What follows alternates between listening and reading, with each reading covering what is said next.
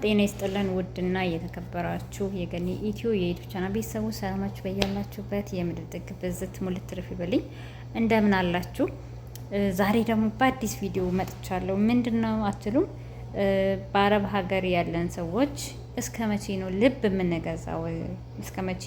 ለምሳሌ ዛሬ እንግዲህ ከሰሞኑ እየተናፈሰ ካለው ወሬ ትንሽ ልበላችሁ። ሳዲና አሊ የሚባሉ እንግዲህ ባለትዳሮች ጥንዶች ናቸው። በአረብ ሀገር ላለን መጅሊስ አረቢያ መጅሊስ እናስገባለን እያሉ ከሌሎች እህቶቻችን ገንዘብ እየተቀበሉ ቀብድ ማለት ነው። እና ያው እንግዲህ ብራቸው እንደማይመለስ ሲያውቁ እነሱም ደግሞ በራችን ተበልተናል፣ እናንተም ከዚህ አይነት ነገር ተቆጠቡ፣ ተማሩ እያሉ ብዙ መረጃዎችን ይዘው እየወጡ ይገኛሉ። ደግሞ እንግዲህ ሰአዲ ማለት ነው እንግዲህ ዩቲዩበሮች ናቸው እንደምታውቋቸው። ሰአዲ ደግሞ እኔ የማንም ገንዘብ የለብኝም ብላ እንደውም ከናካቴው የአንድ ሰው ቪዲዮንም አንድ ሰው እንደሆነችና እሷም ደግሞ አየሁም አላየሁም እያሉ እንደሆነ አይነት ነው ምላሽ እየሰጠች ያለችው።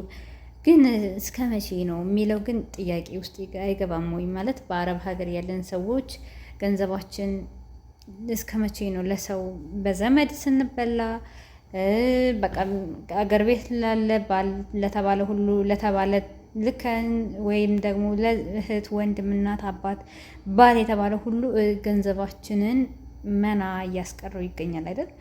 እስከ መቼ ነው ደግሞ በአረብ ሀገር ቁጭ ብለን እቃ እናስገባላችኋለን ላሉን ሰዎች ሁሉ ገንዘባችን እየላክን እስከ መቼ ነው የምንበላው ገንዘባችን?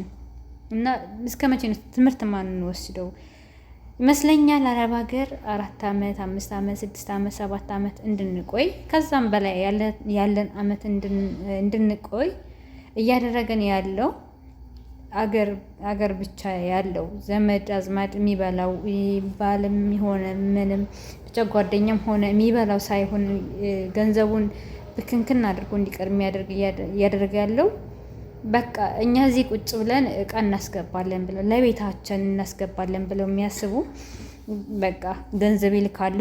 ከዛ በኋላ በዛው መክኖ ይቀራል። ስለዚህ ዝም ብለው ገንዘባቸው አየር ላይ የትም ይቀራል ማለት ነው። እቃው ባይገዛስ? ቆይ እንዴ ምን ያደርግልናል? እቃው ገንዘቡ ካለ አገራችን ላይ ገብተን እቃውን እዛው መግዛት አንችልም ወይ?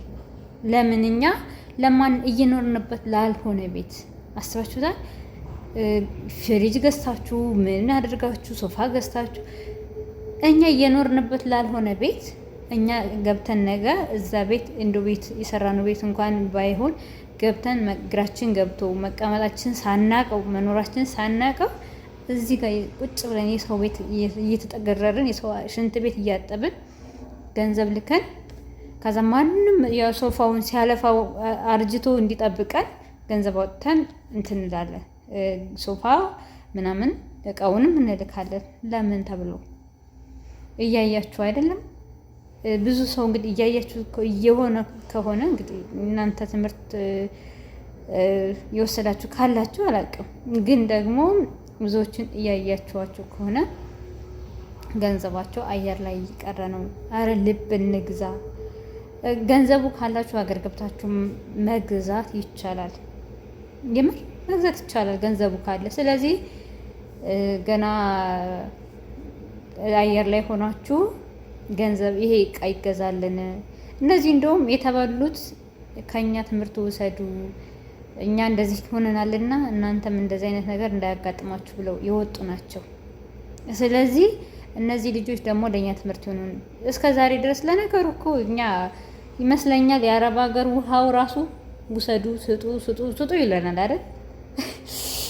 ይመስለኛል አያስቀምጠንም፣ እጃችን ይበላዋል አይደለ?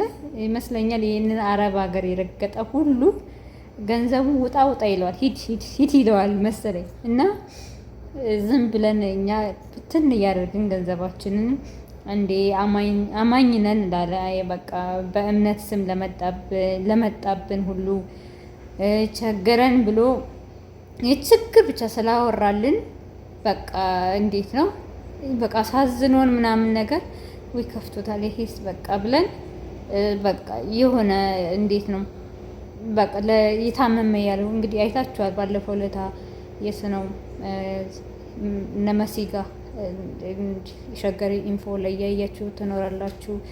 ብዙ የውሃ ሚዲያ ላይ ያያችሁ ትኖራላችሁ። ቸገረን ብለው ከዛ ደግሞ ገንዘቡን ካገኙ በኋላ ደግሞ ሌላ ማንነት ኑሯቸው ሲወጡ ስታዩ፣ ስለዚህ ትክክለኛ እናንተ በቃ ማገዝ አትግዙ አይደለም፣ ለሰው አታድርጉ አይደለም፣ ግን ደግሞ ትክክለኛውን በዚህ በሚዲያ የምታዩትን ሳይሆን እኛ በአቅራቢያችን የምናውቃቸው ስንት አቅመ ደካሞች አሉ፣ ስንት የተጎዱ አሉ። ስለዚህ ለነዛ ማድረግን ልመዱ። በአካል በቃ እዛ አካባቢ እንደ ጎዳና ላይ የወደቁትን ወይም ደግሞ አሉ እኮ ነጭ ለብሰው ማለት በቃ ልብሳቸው ደህና ለብሰው ግን ቤታቸው ስትገቡ ደግሞ ውስጣቸው ማለት እንደው በፊት የነበራቸው ሆኖ በኋላ ላይ ደግሞ አጣን እንደዚህ ቸገረን ብለው ለመናገር አፋቸው የተያያዘ ማለት ሰው ብጠይቀው ምን ይለኛል ሰው ብለው በይሉኝታ ታጥረው ቤታቸው ተቀምጠው ችግር እየገረፋቸው ያሉ ብዙ ሰዎች አሉ በየቤታቸው ነው። እነዚህ አንዴ የወጣ አይኑ አውጥቶ የወጣ ወጥቷል። ግን አንዳንዴ በጓዳ ተደብቆ ግን ችግርን አምቆ ይዞ እንዳልጠይቅ ምን ይለኛል ሰው እንደዚህ ለብሼ እንዲህ ሰውነቴን አይቶ ብሎ የሚያስብ ሰው አለ። ስለዚህ ለነዚህ አይነት ሰው ብትሰጡ እናንተም ከእግዚአብሔር በረከትን ታገኙበታላችሁ። ነገር ግን ዝም ብሎ በየሚዲያ ሁሉ እኔ እንደዚህ አድርጌ እሰራለሁ ላለን ገንዘብ ስናቀብል ምንም ላልተጨበጠ ምንም አየር ላይ ጠበሉ ላላየነው ነገር ሁሉ ገንዘባችንን እየሰጠን እባካችሁ አንበላ እላለሁ። ቪዲዮን አላስረዝምባችሁ። በዚህ በየመሀሉ የሰዎቹን ፎቶ አስገባላችኋለሁ። እናንተም ደግሞ ማለት እነሱ ብቻ አይደሉም፣ በነገራችን ላይ አጭበረበረው የተባሉት ብዙ ሰዎች አሉ። ግን አሁን አንዳንዴ ነገር አስፈሪ የሚያደርገው ነገር በአሁኑ ሰዓት እንደዚህ ነጋዴዎች የሆኑት ሁሉ እምነታችንን ጥለን እቃ እንድንገዛባቸው እያደረጉን አይደለም። ስለዚህ ምንድነው ያለው ዋስትና? ሰው በአካል ሄዶ ሲገዛ ነው።